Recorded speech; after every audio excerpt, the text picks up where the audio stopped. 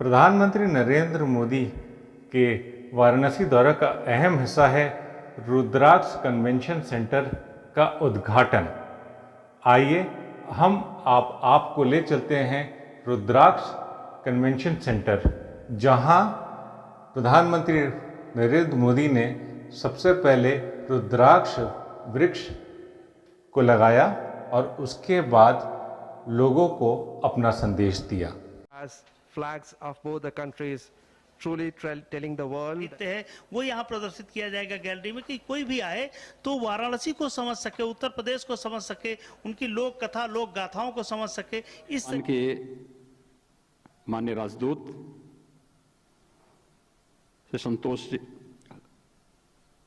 Shri Satoshi Suzuki जी, माननीय सांसद और पूर्व केंद्रीय मंत्री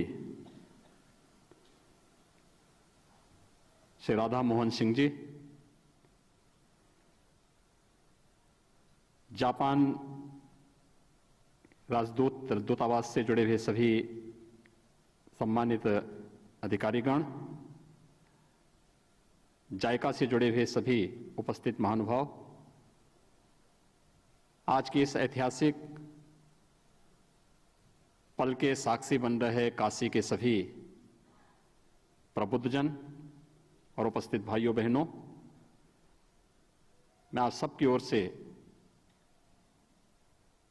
काशी के लोकप्रिय सांसद और देश के यशस्वी प्रधानमंत्री आदरणीय नरेंद्र मोदी जी का बाबा विश्वनाथ की इस धरती पर भगवान बुद्ध के द्वारा जिस धरती पर पहला उपदेश दिया गया था, काशी और सारनाथ की इस धरती पर हृदय से स्वागत करता हूं, अभिनंदन करता हूं। आज का दिन हम उत्तर प्रदेश वासियों के लिए और खास तौर पर काशी वासियों के लिए अत्यंत महत्वपूर्ण दिन है। हम सब जानते हैं कि 14 जुलाई 2018 में आदरणीय प्रधानमंत्री जी के कर कमलों से जापान के सहयोग से इस अंतर्राष्ट्रीय कन्वेंशन सेंटर रुद्राक्ष के शिलान्यास और भूमि पूजन का कार्यक्रम संपन्न हुआ था। आज के इस अवसर पर जापान के माननीय राजदूत और दूतावास से जुड़े हुए अधिकारीगण, जायका से जुड़े हुए अन्य अधिकारीगण भी यहां पर उपस्थित हुए हैं। लगभग 1200 क्षमता का यह अंतर्राष्ट्रीय कन्वेंशन सेंटर 3 वर्ष के दौरान बनकर के तैयार हुआ है। अपनी अनेक उपलब्धियों के लिए यह जाना जाएगा, एक अद्भुत केंद्र है और अनेक प्रकार के कार्यक्रमों को यहां पर काशी वासियों को इसका साक्षी बनने का अवसर प्राप्त होगा। मैं आज के इस अवसर पर जापान सरकार के द्वारा भारत और जापान के मैत्री के इस नए युग को, जो तत्कालीन प्रधानमंत्री जी के साथ आदरणीय प्रधानमंत्री जी ने इस काशी में प्रारंभ किया था। Strong civilizational links between the people of the two nations, India and Japan, share the common heritage of Buddhism and commitment to democracy. The bond between the two countries reached a new high with the Prime Minister of India, Shri Narendra Modi, and the then Prime Minister of Japan, Shinzo Abe, visiting each other's country, upgrading the strategic partnership. The friendship between the two great nations with remarkable cultural similarities has been further strengthened by the heritage sites of Kyoto and Kashi. International Convention Center at Varanasi is shining example of bilateral and cultural cooperation which has been built by grant aid from Japan to create a platform for the cultural and social interactions. The design, philosophy and building form revolves around creating people-friendly spaces to nurture the spirit of sharing and caring, which has been a long-standing tradition of Varanasi. Multi-purpose grand entrance lobby connects dedicated meeting and conference rooms, which can be used as art gallery space as well for showcasing the city's talent. Multi-purpose pre-function areas enable and facilitate better organization and interaction among the guests. The convention center will host the contemporary needs like conferences and summits and serve the city's long ongoing tradition for Indian classical music, dance and theatrical performances. An international standard and acoustically well-designed auditorium with the capacity of 1200 seats with well-equipped stage to facilitate multiple act theatrical performances as well. At the same time, to ensure a technically sound building, the design incorporates high standards of sustainability, safety and universal designs. Kashi is considered the holy abode of Lord Shiva. Rudraksh is a symbol of love. ご出席の皆様、ナマスカール、バラナシ国際協力コンベンションセンターの完成にあたり、日本国政府および日本国民を代表し、心よりお祝いを申し上げます。バラナシ市は、インドの長い歴史と豊かな文化の中心都市です。日本との関係も深く、モディ首相も訪れた日本の古都、京都市と文化学術交流が続けられています。バナーラス、ヒンドゥー大学と京都大学の大学間交流はその一例です。こうした特別な地位を占める都市に、我が国の無償資金協力によって、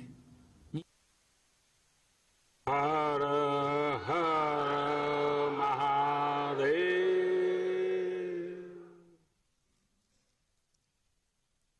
कार्यक्रम में मेरे साथ उपस्थित उत्तर प्रदेश के राज्यपाल श्रीमती आनंदीबेन पटेल, ऊर्जावान और लोकप्रिय मुख्यमंत्री श्रीमान योगी आदित्यनाथ जी, भारत में जापान के एम्बेसडर श्रीमान सुजुकी सातोशी जी, संसद में मेरे सहयोगी राधा मोहन सिंह जी, काशी के सभी प्रबुद्धजन और सम्मानित साथियों, अभी अपने पिछले कार्यक्रम में मैंने काशीवासियों से कहा था कि इस बार काफी लंबे समय बाद आपके बीच आने का सौभाग्य मिला, लेकिन बनारस का मिजाज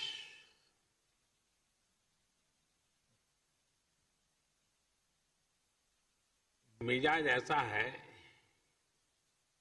कि अरसा भले ही लंबा हो जाए, लेकिन ये शहर जब मिलता है तो भरपूर रस एक साथ ही भर करके दे देता है।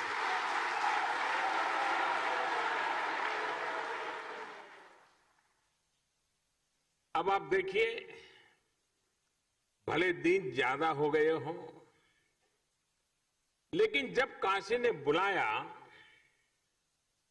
तो बनारस वासियों ने एक साथ इतने विकास कामों की झड़ी लगा दी। एक तरह से आज महादेव के आशीर्वाद से काशीवासियों ने विकास की गंगा बहा दी है।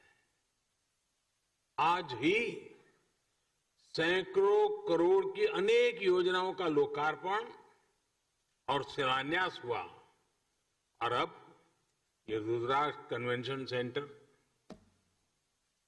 काशी का प्राचीन वैभव अपने आधुनिक स्वरूप, यानी एक प्रकार से आधुनिक स्वरूप में अस्तित्व में आ रहा है। काशी के बारे में तो कहते ही हैं कि बाबा की ये नगरी कभी थमती नहीं, कभी थकती नहीं, कभी रुकती नहीं। विकास की इस नई ऊंचाई ने काशी के इस स्वभाव को एक बार फिर सिद्ध कर दिया है। कोरोना काल में जब दुनिया ठहर सी गई, तब काशी संयमित तो हुई, अनुशासित भी हुई, लेकिन सृजन और विकास की धारा अविरल बहती रही।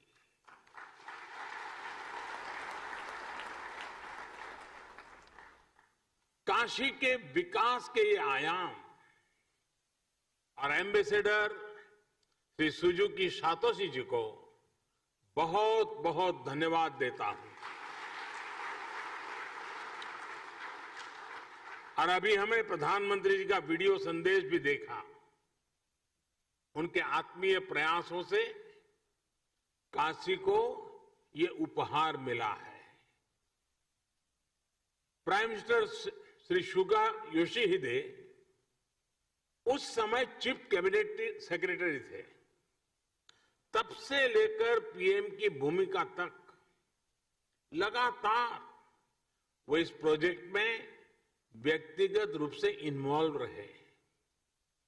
भारत के प्रति उनके इस अपनेपन के लिए हर एक देशवासी उनका आभारी है। साथियों, आज के इस आयोजन में एक और व्यक्ति है जिनका नाम लेना मैं भूल नहीं सकता। जापान के ही मेरे एक और मित्र शिंजो आबे जी प्रधानमंत्री के तौर पर काशी आए थे, तो रुद्राक्ष के आइडिया पर उनसे मेरी लंबी चर्चा हुई थी। उन्होंने तुरंत ही अपने अधिकारियों से इस आइडिया पर काम करने को कहा।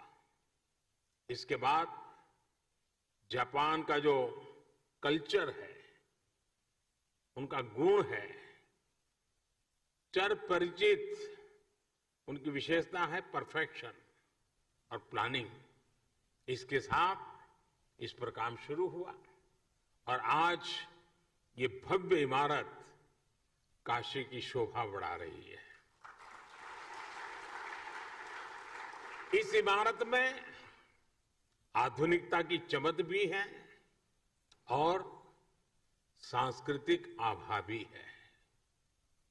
इसमें भारत जापान रिश्तों का कनेक्ट भी है और भविष्य के लिए अनेकों संभावनाओं का स्कोप भी है।